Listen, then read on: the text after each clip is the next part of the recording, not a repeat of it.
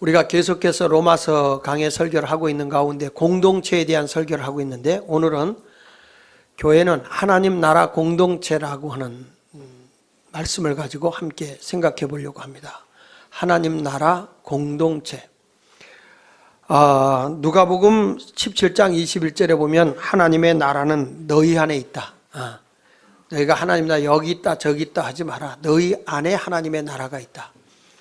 내 안에 무엇이 있느냐에 따라서 사람이 달라지거든요. 무엇이 내 안에 존재하고 있느냐, 매우 소중한 것인데요.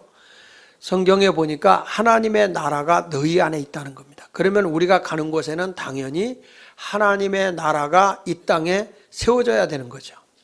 내 안에 있는 것이 바깥으로 나타나는 것이기 때문에 유명한 정신분석학자이고 심리학자인 칼 융이라고 하는 분이 그런 얘기를 했죠. 보통 때는 남자가 강해 보이고 아주 의지도 굳어 보이지만 어떤 어려운 일이 닥치면 여자가 더 강해진다. 왜냐하면 남자 속에는 여자가 잠자고 있고 여자 속에는 남자가 잠자고 있기 때문이다. 평상시에는 남자가 큰 소리 쳐요. 아주 위대한 것 같고 강한 것 같고 그래요. 근데 막상 어려운 일이나 힘든 일이 오게 되고 또 자기 어떤 일에 실패를 했을 때 보면 남자가 그곳에서 헤어나질 못해요.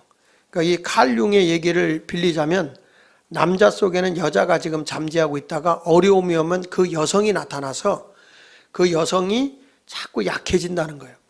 그래서 남자들은 어려우면 골방을 좋아하고요.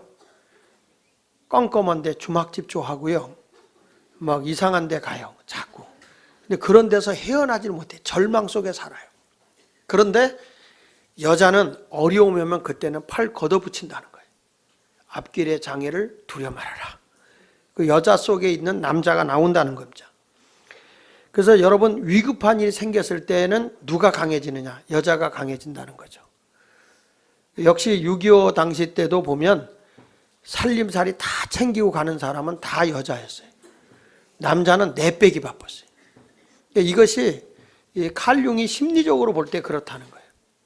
그러니까 집안에도 힘들고 어려울 때 보면 여자가 같이 집에 처박혀서 낙심하고 있으면 그 가정은 끝난 거예요. 근데 여보, 집에서 집 봐, 청소해, 설거지 내가 볼게.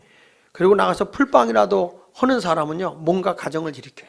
그렇지 않으면 내가 할 능력이 없으면 남자라도 속에 남자를 불어넣어줘. 남자가 남자답게, 여성이 살아나지 않게. 그래서 용기를 주고 힘을 주는 가정은 다시 일어날 수가 있습니다. 제가 얘기하고자 하는 것은 하나님의 나라가 내 안에 있다 그러면 당연히 내 속에 있는 것이 바깥으로 나타나야 되는데, 그것이 뭐냐 그런다면 바로 하나님의 나라다.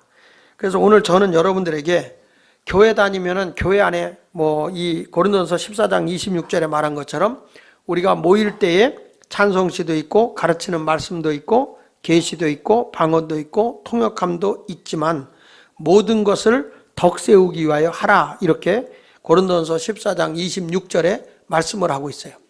내가 아무리 찬송을 잘 부르고 말씀도 많이 가르치고 또 내가 하나님의 계시를 받아서 예언도 하고 다른 뜻을 전한다고 할지라도, 방언도 하고 은사가 있어서 통역할 줄도 알고 있다고 할지라도 사람이 덕을 세우지 못하는 사람은 일꾼이 못 되는 거예요.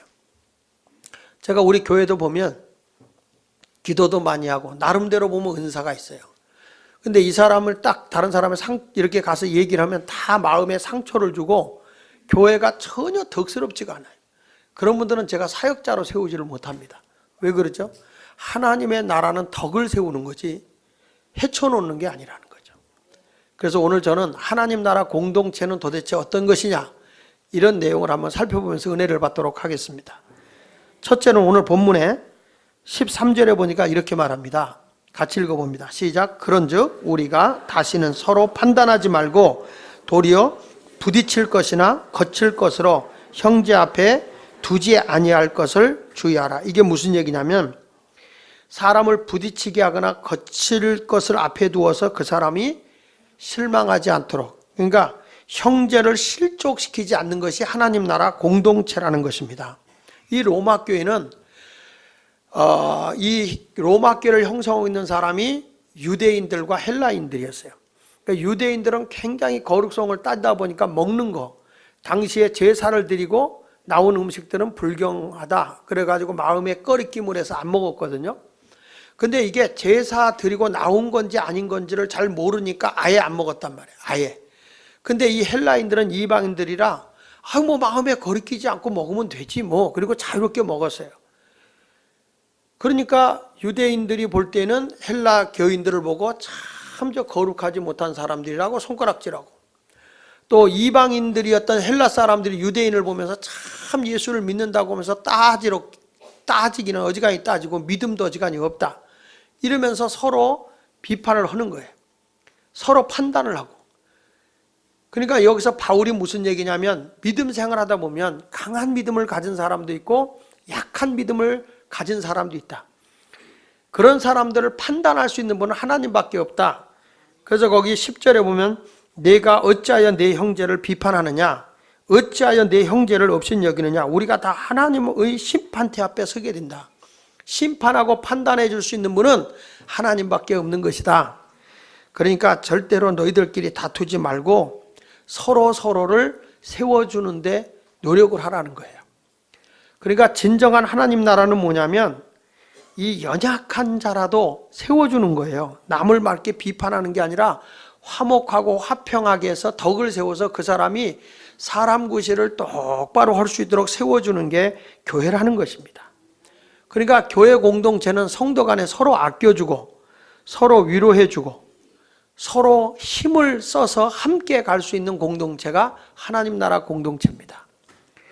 우리 예수님이 이런 말씀을 해요. 마태복음 18장 6절에 보니까 같이 읽어봅니다. 여기 앞에 뜨니까 화면에, 누구든지 나를 믿는 이 작은 자 중 하나를 실족하게 하면 차라리 연자 맷돌이 그 목에 달려서 깊은 바다에 빠뜨리는 것이 나으니라, 이렇게 말합니다. 자, 여기 보면 누구든지 나를 믿는 이 작은 자라는 것은 뭐죠? 바로 가난한 자라든지 배움이 없는 사람이든지 소외당한 사람이든지 멸시받는 사람이라든지 어떤 사람이든지 나보다 부족한 사람이에요. 약한 사람이에요. 이런 사람 하나를 그 사람을 정말 실망시키고 좌절시켜서 하나님 앞에 서지 못하게 한다면 차라리 연자 맷돌을 그 목에 달고 깊은 바다에 빠뜨리라는 겁니다. 여러분, 맷돌을 아시죠? 맷돌은 이렇게 하는 거예요. 연자 맷돌은 어떤 거냐면, 이스라엘을 가보신 분은 알지만은 큰 그 맷돌인데 사람이 돌릴 수가 없어서 낙이나 말이나 소가 끌어서 이렇게 돌리는 거예요. 그 주변을 빙빙 돌면서. 그러니까 어마어마하게 두껍고 엄청나게 무거운 겁니다. 그거를 메고 물에 빠뜨리래요.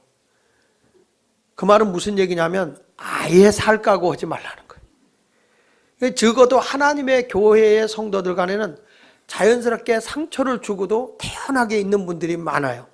그런데 예수 말께는 그런 분이 없는 걸 저는 믿기 때문에 얘기를 하는데, 사람이 정말 부족하고 이 작은 자, 이 보잘것없는 자라도 세워주라는 거예요. 그런 사람을 멸시하지 말라는 겁니다. 한국 전쟁 당시에 10살 먹은 그 한 사람이 있는데, 그 사람이 뭐냐면 김선태라고 하는 분이에요. 근데 그 김선태라는 분이 그 6.25 전장 때 폭탄이 떨어져 있는데, 그 폭탄이 그 불발탄을 주워서 친구들하고 같이 놀다가 그 불발탄이 터졌습니다.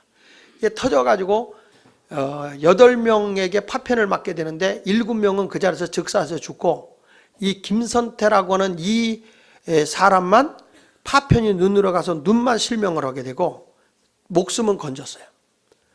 근데 이 사람이 그 어머니의 아버지도 사실은 그 폭격으로 인해서 세상을 뜨고 혼자 자기만 남았는데 그나마도 실명을 한 거죠. 그 친척집을 가보니까 친척집이 누가 거들어 줍니까? 다 구박을 하고 쫓아내는 거죠. 그러니까 이 사람이 할 수 없이 자기가 오갈 데가 없으니까 거린 생활을 하는 겁니다. 거린 생활을 하다가 겨울 같은 때 너무 추우니까 손발 얼굴들이 동상에 걸리고, 또 어느 때는 너무 추워서 어느 창고에 들어갔는데 이 사람이 눈이 안 보이니까 창고에 들어가서 거기서 추위를 달래고 있는데 바로 어디에 들어간 거냐면 온나무가 쌓아놓은 곳을 들어간 거예요.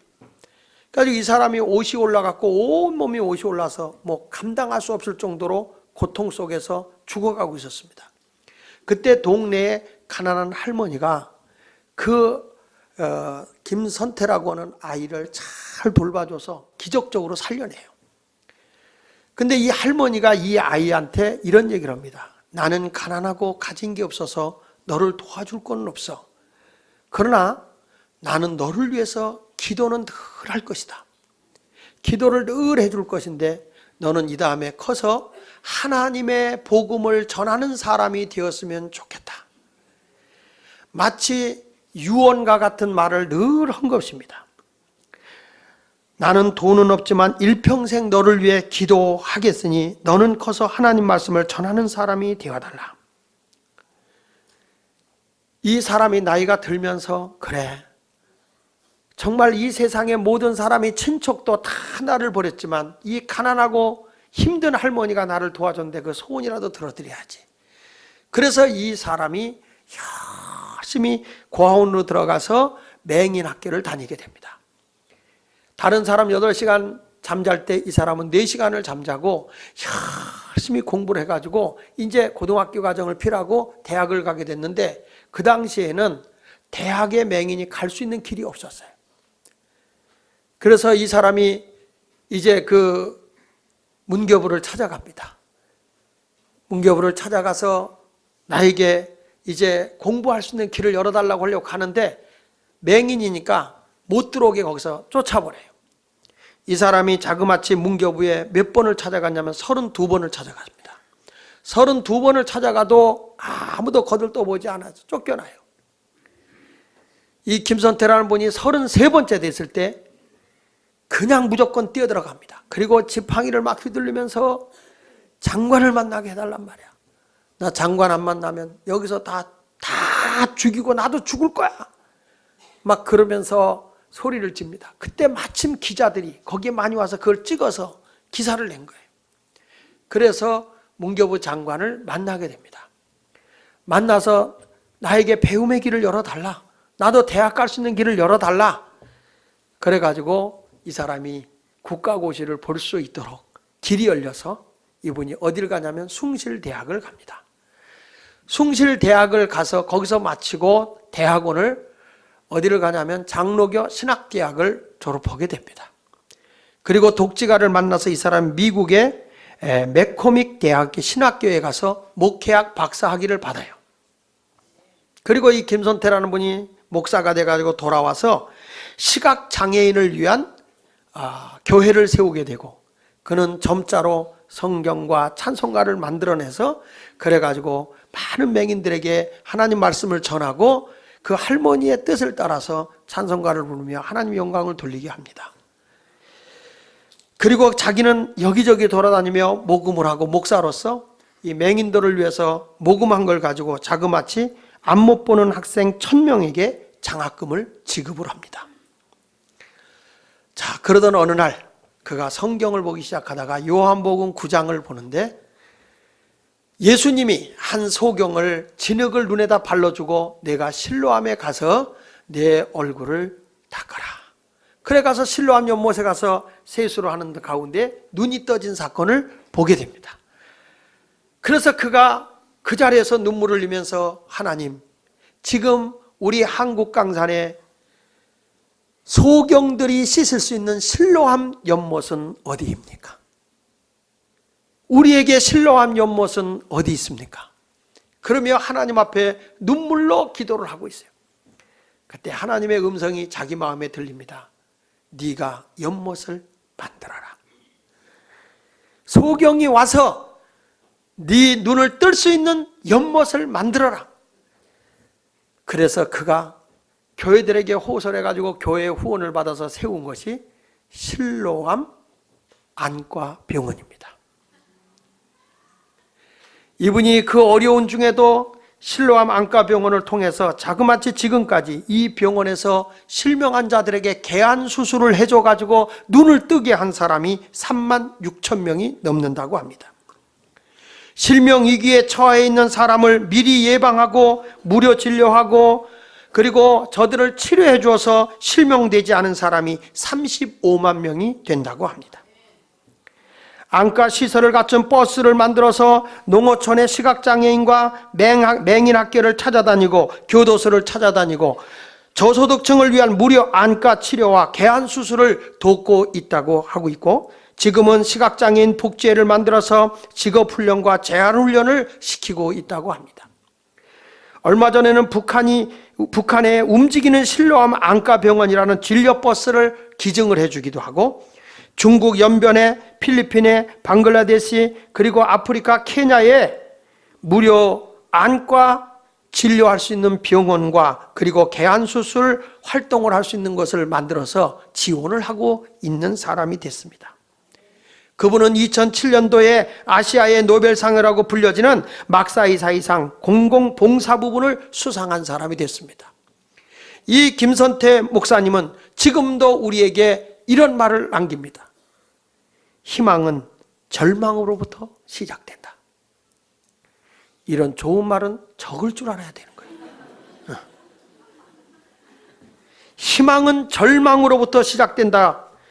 여러분, 제가 왜 이 김선태 목사님에 대한 얘기를 여러분들에게 드리는 거냐면, 이 사람은 정말 작은 자예요.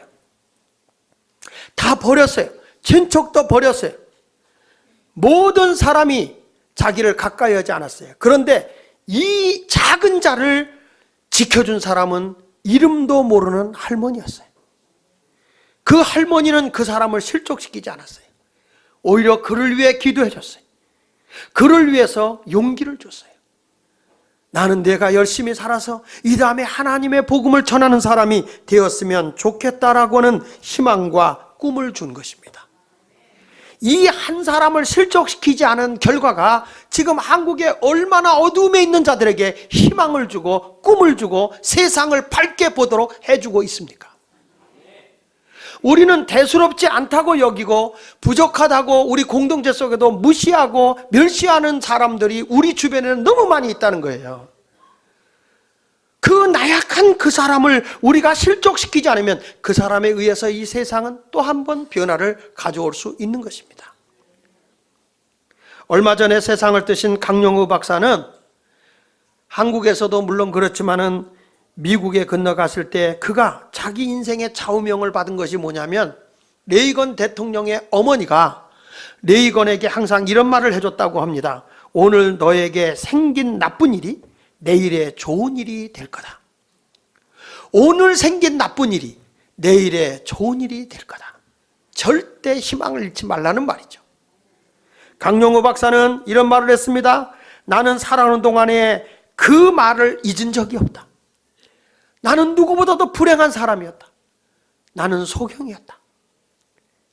그런데 이분의 인생의 마지막에 이런 얘기를 합니다. 제가 살아온 인생은 보통 사람들보다 더 어려웠습니다. 하지만 결과적으로 나쁜 일 때문에 내 삶에는 더 좋은 일이 많았습니다. 그러니 절대 포기하지 마세요. 인생을 포기하지 말라는 거예요. 오늘도 우리 주님은 저와 여러분을 향해서 하는 말입니다. 무슨 말을 할까요? 실족하지 마라. 그리고 약한 자를 멸시하여 실족시키지 말라. 희망을 주라. 꿈을 주라. 이게 하나님 나라 공동체 교인들이 해야 할 일인 줄로 믿습니다. 얼마 전에 우리 딸이 우리 교회 소영 사모하고 둘이 앉아서 아기를 얻고, 이 멜빵으로 된 아기 이렇게 있잖아요. 그걸 이렇게 탁 거기서 저한테 이런 얘기를 해요. 얼마나 편안한지. 앞에서 이렇게 아버지고도 있고 여기 또 이렇게 걸치는 게 있어가지고 애를 저쪽 보고 이렇게 엉덩이 대고 앉히게 이렇게 만들어놨어요. 너무너무 편안한 거예요. 그러니까 뭐라고 하는지 아십니까? 이걸 만든 사람에게는 노벨 평화상을 줘야 돼. 노벨상을 줘야 돼. 왜냐하면 그만큼 자기들이 편안하다는 거예요. 아마 그걸 만든 사람은 아기를 키워본 사람일 거예요. 얼마나 저게 힘들까. 그래서 그 힘든 걸 알고 약한 자를 돕기 위해서 이걸 만들었다고 봐요. 그것이 다른 사람을 오히려 무시해버리는 게 아니라 그 사람들을 세워주려고 하니까 창의적인 게 나오는 것입니다. 제가 몇 주 전에 우리 김정태 권사님이 그 블럭 가구라고, 그 레고 가구죠. 레고 가구를 만들었는데 혁신적인 가구. 이제 제가 거기를 이제 가봤습니다. 가봤더니 아주 그 애들 아토피를 없애기 위해서 나무로다가 잘 만들었어요. 레고를. 그 만들어놨는데 제가 우리 교회 권사님네 가정에 집사님네 가정에 신방을 갔더니 그걸 사놨는데 애들이 말이야 그걸로 다 책상도 만들었다가 침대도 만들었다가 그걸로 또 책꽂이도 만들었다 하는데 이렇게 띄어서 이렇게 붙이는 거예요. 그 레고 같이 나무로 다 돼 있는 거예요. 나무 냄새가 너무너무 좋은 거예요. 집에 갔는데. 그러니까 벌써 이거를 보는 순간에 딱 저는 이런 생각이 드는 거예요. 왜 이걸 만들었냐? 당신 좋은 직장인데 왜 이걸 만들었냐? 그랬더니 자기 아내가 한 달에 한 번씩 뭐 식탁도 옮겨놓고 장도 옮겨놓고 막 그러는데 그거 옮기려니까 너무너무 힘들더라는 거죠. 그러니까 가구를 몇 번 옮겨놓으니까 가구가 다 부서지더라는 거예요. 그래서 내가 이걸 그렇게 하지 말고 좀 편안하게 만들자. 그래서 그거를 이렇게 조각조각 이렇게 붙여나가도록 레고식으로 이걸 만든 거예요. 가지고 장롱도 만들고 뭐 이렇게 뛰니까 너무 가벼운 거죠. 그러니까 애들이 그걸 가지고서 엄마 아버지가 야 오늘 우리 책상 만들자. 그러면 그걸 가지고 책상을 만들고 거기 앉아서 이제 공부를 하는 거예요. 그러니까 애들이 뭐가 나냐면 성취감이 생기고 창의성이 나오고 부모님과 같이 하다 보니까 애들이 뭐가 돼요? 부모님과 소통이 되는 거예요. 대화가 되는 거예요. 야 이건 진짜 아이디어가 좋다. 너무 좋다. 이건 가구의 혁명이다. 이게 혁명인 거예요. 가구가. 이사 갈 때도 여자들 끙끙댈 거 없어요. 이삿짐 센터 올릴 것도 없어. 이렇게 들고 가면 돼. 그거 쪽쪽쪽 이으면은 식탁도 되고 침대도 되고 너무너무 잘 만. 지금 어디야 무역회관에서 오늘까지 전시회를 하더라고요. 그거 벌써 다 등록을 해가지고 해놓은 거예요. 근데 이 사람이 누굴 생각하고 이걸 만든 거예요? 아내가 힘들게 가구를 옮기는 걸 보고 만든 거예요. 너무 잘 만든. 그 내가 이 어린이집에도 이런 걸 하나 놓으면 좋겠다. 그 어린이집에 이거 놓으면 애들이 선생님하고 같이 그걸 하는 거예요. 오늘 이거 만들어 보자. 이거 만들어 보자. 그러니까 애들이 뭔가를 창의적으로 만들고 그것도 자기들이 이렇게 누릴 수 있는 걸 만들잖아요. 그러니까 애들이 성취감도 갖게 되고 이거 정말 좋은 아이디어다 이런 생각을 나름대로 해봤어요. 너무너무 좋은 거예요. 그러니까 또 아토피도 없어질 수 있고요. 좋은 나무로만 만들어 놓으니까. 그래서 제가 보면서 이렇게 사람의 약한 자를 생각하면 뭔가 나오는구나. 여러분 알다시피 자기 아내가 막 밤늦게 남의 집에서 일하고 밤늦게 와서 가난하니까 남편이 병들고 그러니까 이 바느질을 하면서 그냥 살아가는데 연명을 하고 살아가는 게 너무 안쓰러운 거예요. 그래가지고 내가 저 아내를 위해서 뭔가 도와줄 게 없을까? 저 아내를 위해서 뭔가 해줄 수 있을 게 없을까? 하다가 만든 게 재봉틀이에요. 그 사람이 누구냐면 싱거예요. 그래서 재봉틀 가운데 유명한 게 싱거 재봉틀이에요. 그러니까 여러분들 싱거 그 재봉틀 쓰면서 우리 교회 봉제공장 하는 분 많잖아요. 감사하세요. 그분이 자기 아내의 연약함을 팽개치지 않냐고 실족시키지 않기 위해서 그를 도우려고 만들다 보니까 이런 게 나오는 거예요. 한 여자들이 막 걸레질하면서 디스크가 많이 걸리는 거예요. 이 여자들을 편안하게 좀 걸레질할 수 있는 걸 만들자. 그래서 나온 게 스팀 청소기예요. 그냥 덮어놓고 쓰기만 하지 말고 생각하면서 좀 쓰세요. 그러니까 모든 것이 뭐냐면 연약한 자를 헤아리면서 그들을 위해서 뭔가를 세워주기 위해 하는 것은 그게 하나님 나라 공동체라는 거예요. 그러니까 우리 예수님께서 우리에게 지금 해주고 있는 말씀이 뭐냐라고 물어보면 하나님 나라 공동체는 작은 자라도 실족하지 않게 하는 것이다. 이런 아름다운 교회 성도들이 되시기를 주의 이름으로 축원을 드립니다. 두 번째로 하나님 나라 공동체는 뭐냐 그랬을 때 사랑으로 행하는 성도들이 모여있는 것이 하늘나라 공동체라는 거예요. 자 15절 16절에 보니까 이렇게 말합니다. 만일 음식으로 말미암아 네 형제가 근심하게 되면 이는 네가 사랑으로 행하지 아니함이라. 그리스도께서 대신하여 죽으신 형제를 예수 그리스도께서 대신하여 죽으신 형제를 네 음식으로 망하게 하지 말라. 그러므로 너희의 선한 것이 비방을 받지 않게 하라. 여러분 여기 보십시오. 내가 사랑으로 행하지 않기 때문에 형제를 근심하게 하고 형제를 예수님의 피값을 주고 나를 구원해 준 형제를 망하게 한다는 거예요. 근데 교회가 사랑으로 하면은 실족하지 않거든요. 톨스토이가 이런 말 했잖아요. 마지막 인생이라는 글에서 이런 말을 했습니다. 사랑을 하고 사랑을 받는 것은 살아있음의 증거다 그랬어요. 이렇게 좋은 글을 왜 여러분 안 적어요? 다시 한번 해보죠. 사랑을 하고 사랑을 받는 것은 살아있는 증거다. 이게 톨스토이가 한 말이에요. 얼마나 좋은 말입니까? 어떤 교인은 이래요. 나는요, 남에게 도움을 받지도 않고요, 도움을 주지도 않을 거예요. 이걸 톨스토이의 말에 인용을 하면 사랑을 하고 사랑을 받는 것은 살아있는 인생이라고 그랬는데 그걸 안 한다는 건 뭐예요? 그렇죠. 나는 죽은 자요 라는 뜻이에요. 이게 좋은 말로 죽은 자요라는 말이지 톨스토이가 말했으면 그건 뒤진 거요 이렇게 얘기했을 거예요. 여러분, 우리가 생활하면서 성도는 그리스도 안에서 내가 자유를 누리고 얼마든지 평화를 누리고 살 수 있지만 기독교인은 자기 중심의 삶이 아니라는 거예요. 세상의 모든 사람들은 언제나 초점을 자기 자신에게 줍니다. 나로부터 시작해서 모든 가치관이 나에게 가져오는 것에 초점을 둡니다. 이게 세상 사람들의 삶의 가치입니다. 그러나 성도는 삶의 가치를 나에게 두는 게 아닙니다. 내가 예수 그리스도의 구속의 은혜로 죄사함을 받아 구원을 받은 사람이요 예수를 바로 믿는 사람이라고 한다면 우리의 모든 관심은 하나님과 이웃입니다. 하나님을 사랑하고 이웃을 사랑하는 것입니다. 약한 자, 소외당한 자, 병든 자를 비방하거나 조롱하거나 왜 저렇게 살아? 손가락질하는 게 아니라 사랑을 가지고 다가가는 자라는 것입니다. 그러므로 우리가 선한 것을 할 때 비방을 받지 않게 하라. 아무리 도와줘도 사랑으로 하지 않는 거, 뽐내고 과시하게 하는 것은 그런 것은 욕먹게 돼 있어요. 자기 잘 보이려고, 자기 칭찬받으려고. 그게 아니라 사랑으로 하라는 거예요. 사랑. 이번 우리 크리스마스 때를 맞이해서 우리 전 교회는 지역의 약한 자, 소외당한 자를 돕자고 했습니다. 그래서 우리 샬롬 공동체 중고 청년들이 이번에 추수감사절 때 이렇게 했습니다. 지역에 어려운 사람을 돕는 걸로 하겠습니다. 그래서 자기들이 헌금을 해서 740만 원을 모았어요.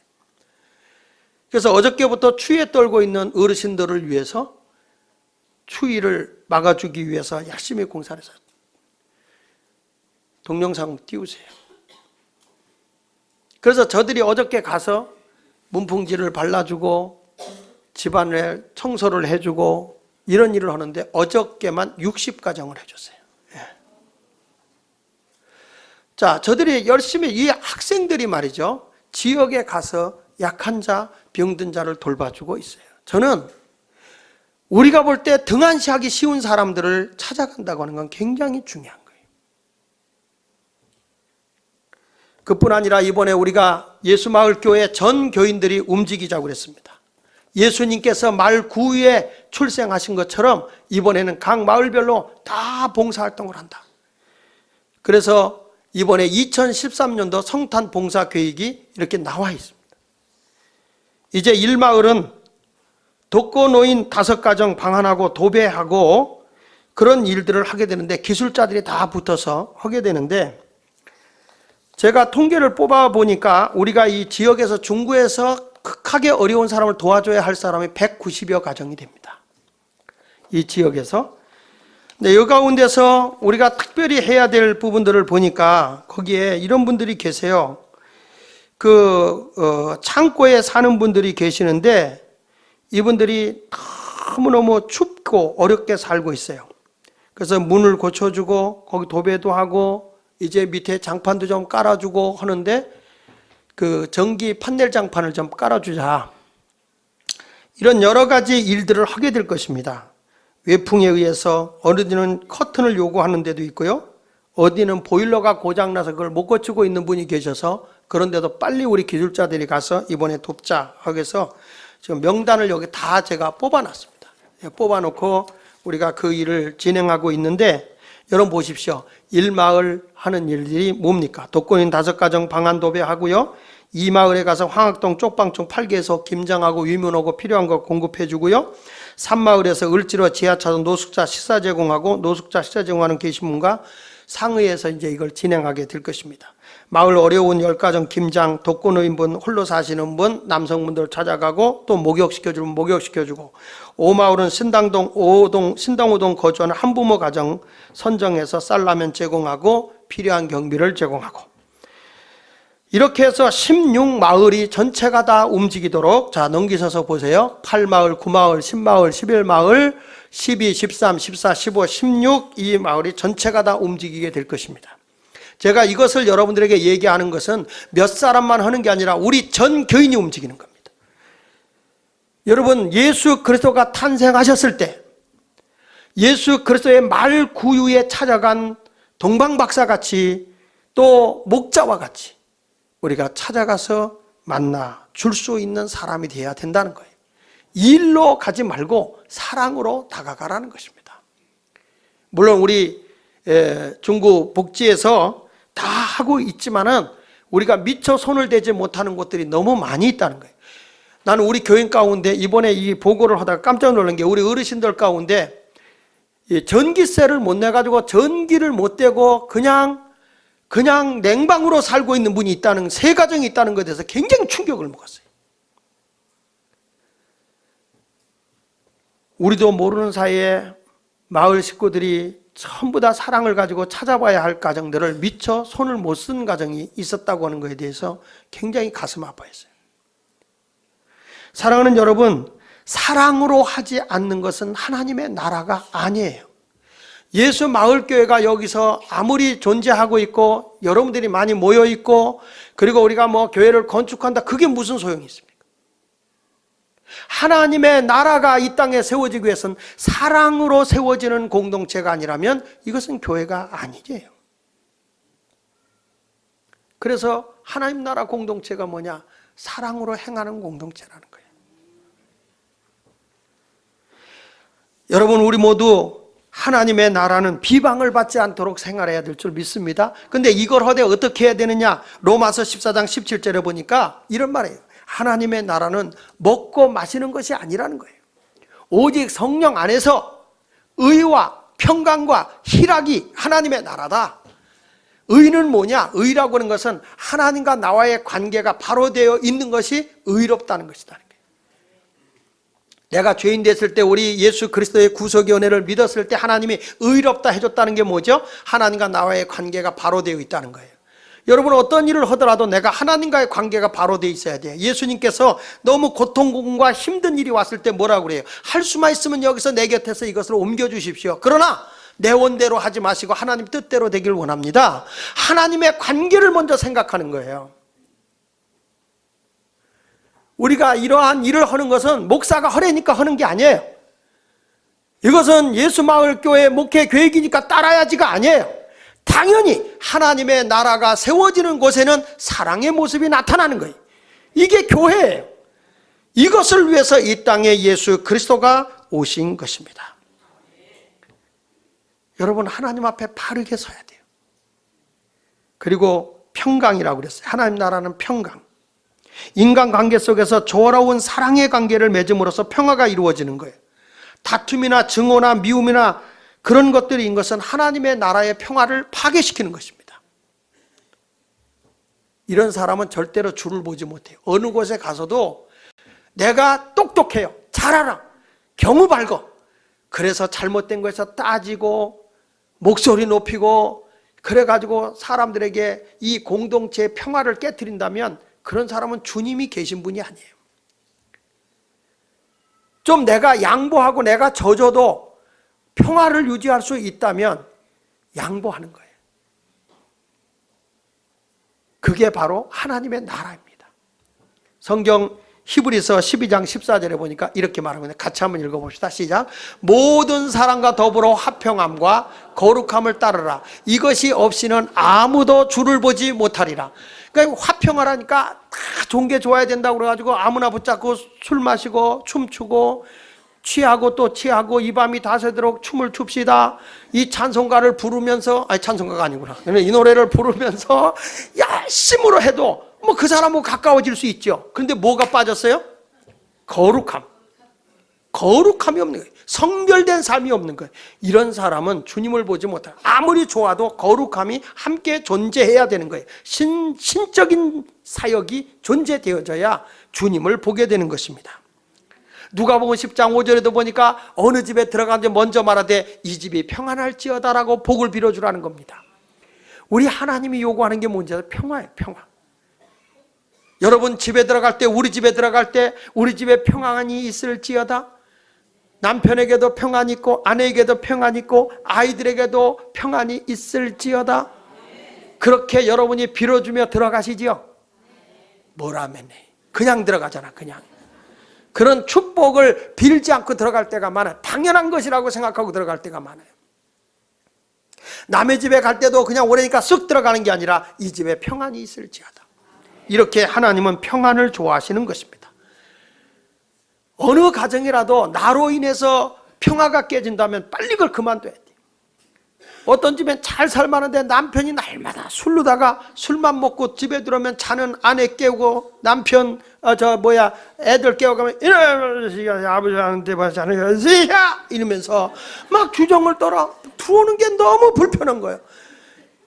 여러분 그런 사람이 여기 와 있다면 빨리 조용히 말하는데 술 끊어. 가정의 평화를 깨트리고 있잖아. 평화를. 내가 아무리 똑똑하고 잘났어도 가정의 평화를 불화를 일으키는 것은 합당한 것이 아닙니다.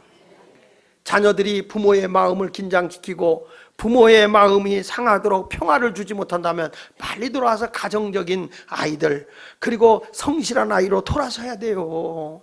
그래야 그게 평화로운 겁니다. 믿습니까? 저는 다음 주부터 내가 우리 중고 청년들도 제가 직접 아이들을 훈련시키기로 했어요. 왜? 예수의 정신을 똑바로 가져야 하는데 교회는 다니고 있는데 이 아이들이 예수 정신이 없어요. 스피릿이 없는 거예요. 열심히 예배 드리는데 내가 보니까 저들의 삶을 보니까 정신 빠진 예배를 드리고 있어요. 그리스도인의 정신이 없는 거예요. 모양만 갖추고 있는 거예요. 여러분 교회 왔다 갔다는 모양만 부리지 말고 이제부터 사랑을 실천하는 모습이 있었으면 좋겠습니다. 그리고 하나님 나라가 뭡니까? 기쁨이라고 그랬어요. 희락. 하나님의 나라는요, 이 그리스도인들이 모여있는 곳에 막 기쁨이 충만하고 웃음이 막 터져 나와야 돼요. 이런 것이 바로 하나님의 나라 공동체일 줄 믿습니다. 기쁨을 잃어버리고 있다면 안 되는 거예요. 여러분 교회 올 때 막 기쁩니까? 존경하겠습니다. 교회 올 때 기쁘고 목사님 설교 들을 때 기쁘고 그런데 어떤 분은요 교회 오면 짜증나 진짜 너무 설교 길어 짜증. 이거 하나님 나라가 아니에요. 막 기쁨 있는 거 막 마음이 기쁘고 찬양도 내 마음에 안 드는 찬양이 나와도 짜증 하지 말고 기뻐하려고 노력하세요. 이 찬양하는 사람들도 막 마지막에 가서 이 음을 이렇게 맞춰줘야 돼. 그냥 막 냈다 소리만 지르니까 시끄럽거든. 끝에 음을 모아줘야 되는데 오늘도 보니까 다 지르는 사람들만 있지. 근데 나 그거 참내라고요. 기쁘게 내 부르느라고 노력했어요. 왜냐? 사람 자체가 짜증스럽게 살아서는 안 돼요. 내가 설교할 때도 짜증나게 해서는 안 돼요. 편안하게 기쁘게 해야 돼. 지난주에 부흥회를 간 교회인데 얼마나 큰 교회를 갔는지 오라고 그래서 뭐 물어보지 않고 갔죠. 가서 예배드리려고 딱 갔더니 9명이 앉아있는 거예요. 아니 나는 지금까지 부흥회를 다니면서 두 번째로 큰 교회를 간 거예요. 두 번째로. 처음에 갔는데 사람인데요. 마음이 상한 거예요. 아니 내가 이 부흥회 스케줄 없으면 많은 사람 앞에서 막 설교도 그럴 텐데 왕짜증이에요. 근데 그 목사님들 적게 하는 교회 목사님들은 이게 얼굴부터도 굉장히 궁상 맞아요. 왜냐 찌들었으니까 가난해. 그래가지고 제가 가서 설교하는데 옛날에 내가 개척할 때 그 마음이 생각이 나는 거예요. 너무 불쌍하고 측은한 거예요. 가지고 다른 데보다 더 열심히 했다니까. 1시간 반을 설교할 거 2시간씩 해줬다니까. 거기도 놓고 9명 놓고. 그리고 재밌는 얘기 해놓으면 내가 시험 들어. 왜? 웃지를 않아. 워낙 이 작은 교회에서 하다 보니까 다 찌든 거예요, 교인들도. 그러니까 재밌는 얘기를 해도 니나 웃어라, 야. 이런 표정이에요. 그러니까 내가 웃겨놓고 내가 시험 들었어요. 그래도 그 다음날은 좀 더 오겠지. 그리고 갔더니 첫날은 그래도 환자가 있어서 좀 늘은 거예요, 그게. 둘째 날은 더 줄었어. 그 셋째 날은 내가 특별히 기도해 주겠다. 그랬더니 좀 더 왔더라. 그래도 12명이야.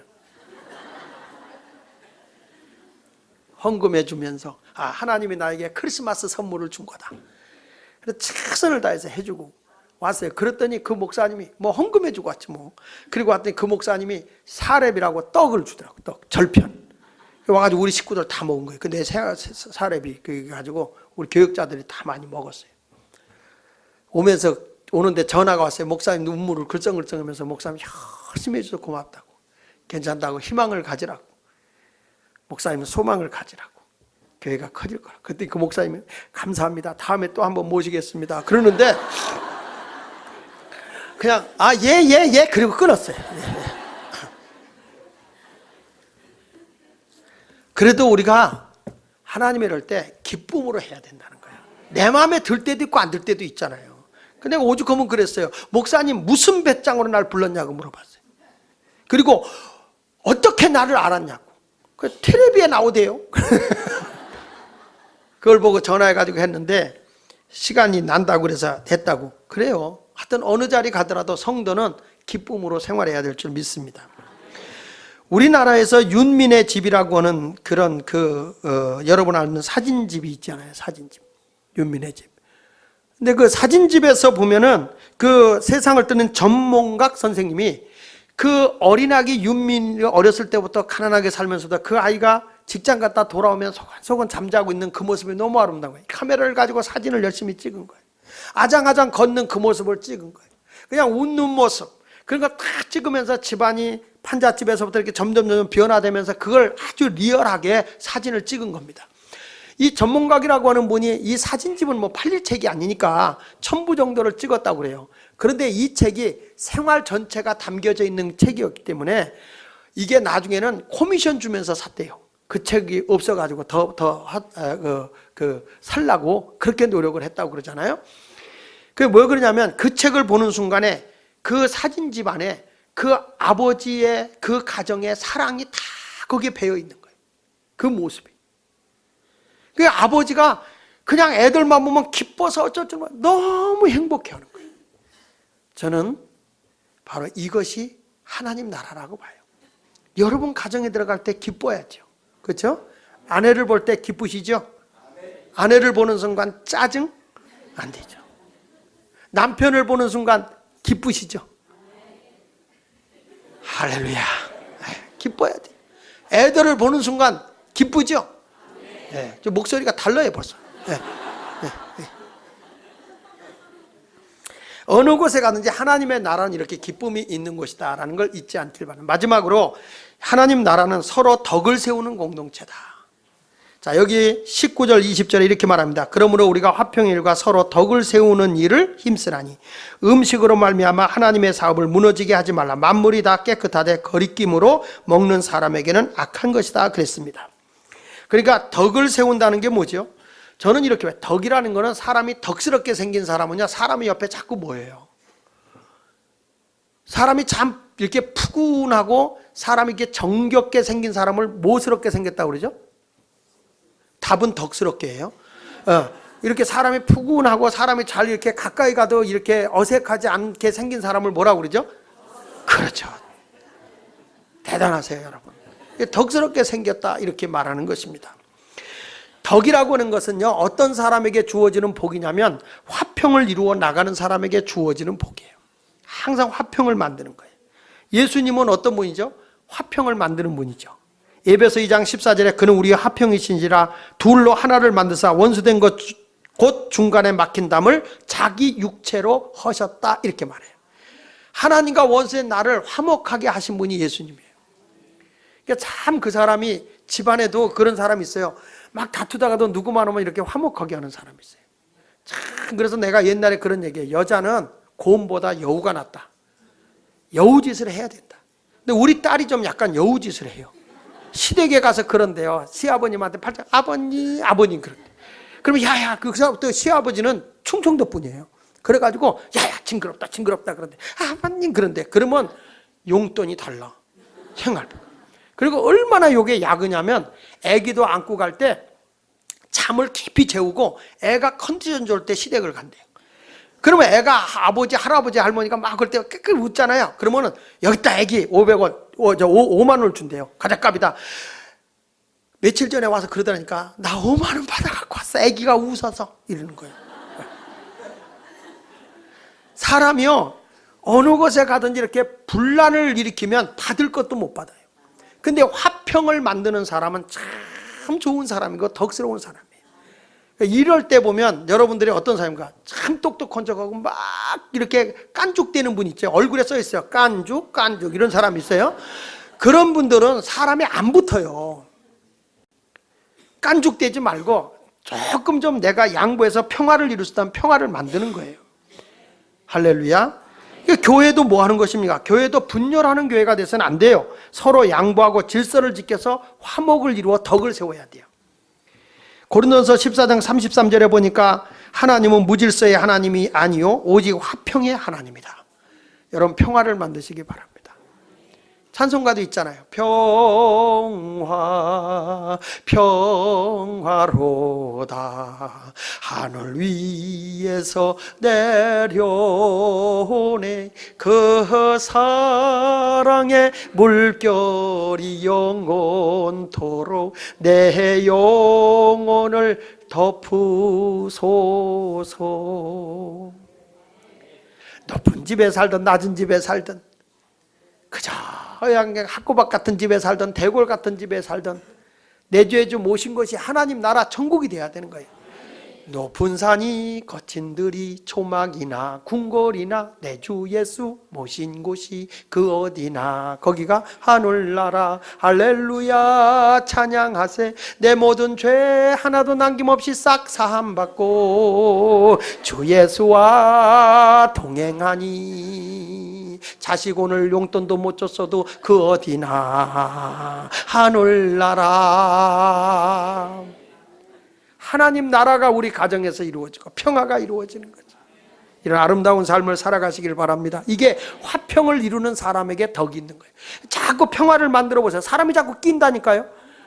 여러분 보세요. 목장에도 리더자가 자꾸 평화를 만들어 사람이 자꾸 붙어요. 똑똑하고 따지는 사람은 사람 떨어져요.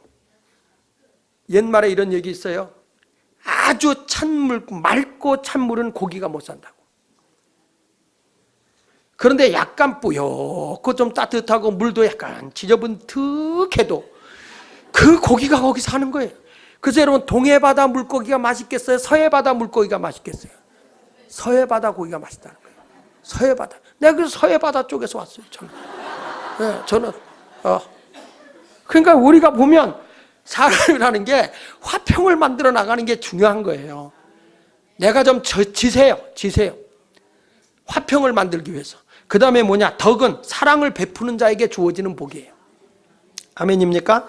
그러니까 사람이 사랑을 베푸니까 오죠. 고린도서 8장 1절에 우상의 제물에 대해 우리가 다 지식이 있는 줄 아나 지식은 교만하게 하며 사랑은 뭘 세운다고? 덕을 세워요. 여러분 보세요. 짐승도 사랑하면 사람을 따라요. 사랑이 있는 곳에 덕이 있는 거예요. 며칠 전에 우리 손녀딸이 왔어요. 왔는데 내가 사랑했어요. 손녀딸이니까 이뻐했어요. 근데 얘가 자다가 새벽 2시에 혼자 일어나서 놀아요. 그러더니 얘가 문을 열더니 내 곁으로 와요. 새벽 2시에. 그 내가 알았어요. 안아줬어요. 아이고 자지 벌써 일어났냐? 그렇게 하고 꼬박 밤샜어요. 그 새벽 기도 와야 되니까 걔를 이제 눕혀놓고 자게 하고 그리고 저는 이제 왔죠. 그 새벽에 왔고 뭐 장로님들 미팅하고 뭐 새벽부터 이제 바쁘니까 그러고 났는데 얘가 딱 일어나더니 할머니가 하는 얘기예요. 뭐라고 얘기냐면 얘가 일어나자마자 할아버지를 찾더라는 거예요. 왜죠? 내가 덕이 있거든요.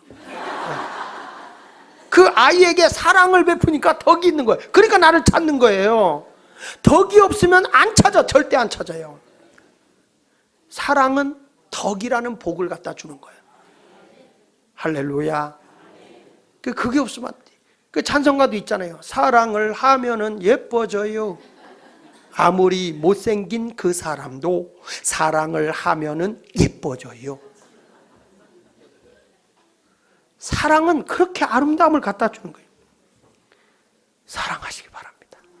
사랑을 하는 곳에는 사람이 자꾸 붙어요. 그래서 성경 에베소 4장 15절로 16절에 오직 사랑 안에서 참된 것을 하여 범사에 예수 그리스도에게까지 자라라 그렇게 말했어요. 오직 사랑 안에서 참된 것을 하여 그리스도에게까지 자라가라는 거예요. 여러분, 우리가 사랑 안에서는 다 중요한 거예요. 사랑이 얼마나 능력이 많은지. 제 아내가 주일날 되면요 일찍 일어나요. 왜 그러냐 했더니 사위하고 딸이 온다 이거예요. 예배 드리기 위해서 온다 이게. 그 온다고 그러는데 아기를 위해서 이유식을 만들어요. 여러분, 나 위해서 주일날 뭐 하나도 일찍 일어나서 만든 적이 없어요. 그런데 그 아이를 위해서 만들고 또 뭐 사위 오고 딸이 와서 밥 먹어야 된다고 뭐 이렇게 만들어 놔요. 왜 그럴까? 사랑하니까. 사랑하니까 그걸 하는 거예요. 그러니까 나는 뭐예요? 그냥 얹혀 살아주는 것 같아, 내가 보기엔. 전에도 제가 얘기했지만 우리 애들하고 이렇게 지날 때도 그런다고요. 딱 내가 있을 때는 그래요. 밥 먹을 거예요? 아침 먹을 거예요? 이렇게 물어봐요. 먹겠어? 그러면 꼭 맞을 것 같아. 그래서 아니야, 안 먹어. 내가 그럴 줄 알고 물어본 거예요. 이래요. 자, 아침을 잘 안 먹으니까 그렇죠. 근데 애들 앞에는 일단 차려놓고 밥 먹어라. 속이 안 좋아서 안 먹으려고 그래. 그래도 먹어. 먹고 왜 이래? 야, 자식 사랑하는 것과 남편 사랑한 거는 한 치 건너 두 치요. 두고 보시오. 다 품 안의 자식이랍니다. 그래도 무촌이 제일 나은 거요. 요즘에 와서 이제 둘이만 있으니까 좀 거기 가는 것 같아. 요즘에는 또 이렇게 자꾸 옆에 와요. 나한테 와서 당신 건강해야 돼. 당신밖에 없어. 왜 그러냐면 요즘에 아들을 장가 보내고 나고 보내니까 허전한가 봐. 마음은 시원하다고 말은 그래. 그런데 저는 거예요. 사랑은 사람을 모읍니다. 덕을 세우는 겁니다. 여러분 모두가 아름다운 삶을 살았으면 좋겠어요. 그리고 믿음으로 하는 게 덕이에요. 그건 복이에요. 믿음으로 하지 않는 게 죄야. 내 의지로, 내 실력으로, 또는 내가 인정받기 위해서 또 어떤 우월감을 가지고 선을 행하는 것은 그건 덕이 아니에요. 하나님을 믿는 믿음으로 하라는 거예요. 우리가 이번에 이렇게 사회봉사하는 이 모든 것은 그냥 목사님 목회 방침이니까 하지 말고 정말 주님을 믿기 때문에 믿음으로 하라는 거예요. 믿음으로 하지 않는 건 죄라는 거예요. 어떤 분은 그러죠. 그거 한다고 생기냐고요. 이번에 미국에 계신 한 분이 몸이 아주 안 좋은 악성암이라서 이제 살기가 힘들 것 같다는 얘기를 받았어요. 근데 그래서 그분한테 기도를 해주면서 힘들고 어려울수록 어려운 사람을 위해 도와라. 그분한테 얘기를 했더니 그분이 우리 이 드림시티에다가 노숙인 센터에다가 500만 원을 보내왔어요. 그래가지고 그저께네요. 제가 전달해 줬는데 정말 그런 것 같아요. 사람이요 믿음으로 하는 거예요. 내가 볼 때는 내가 코가 석자인데 이게 아니에요. 예수 믿는 사람은 나를 생각하는 게 아니라고 그랬죠. 기독교인의 신앙의 주체는 나보다 하나님 그리고 이웃이에요. 그가 있기에 내가 있고 그가 있기에 너가 있고 너가 있기에 내가 있는 게 기독교예요. 일반적인 사람은 내가 있기에 너가 있고 내가 있기에 그가 있다 그러지만 기독교인의 신앙은 그가 있기에 너가 있고 너가 있기에 내가 있다. 내가 제일 나중이에요. 모쪼록 우리 모두 믿음으로 승리하며 자기를 나타내지 말고 하나님의 영광을 드높이는 자가 되시길 바랍니다. 그래서 기도도 어떻게 하냐? 은밀하게 하라 그랬고 구제도 남이 모르게 은밀하게 하라. 제가 이런 하는 봉사일 활동을 오늘 이렇게 설계 시간에 여러분들에게 이렇게 쏴준 이유 중에 하나가 왜 그러냐면은 전교인이 동참하라고 한 거예요. 몇 사람만 하지 마라. 전교인이 이건 해야 된다. 앞으로 이런 일들이 계속해서 일어날 수 있도록 여러분 모두 함께 사랑을 베풀고 또 우리 교인 가운데 힘들고 어려운 사람을 빨리 찾아내서 서로 돕고 사랑하는 아름다운 공동체, 하나님 나라 공동체를 세워나가는 예수마을교회 성도들이 되시기를 예수 이름으로 축원을 드립니다. 기도하겠습니다.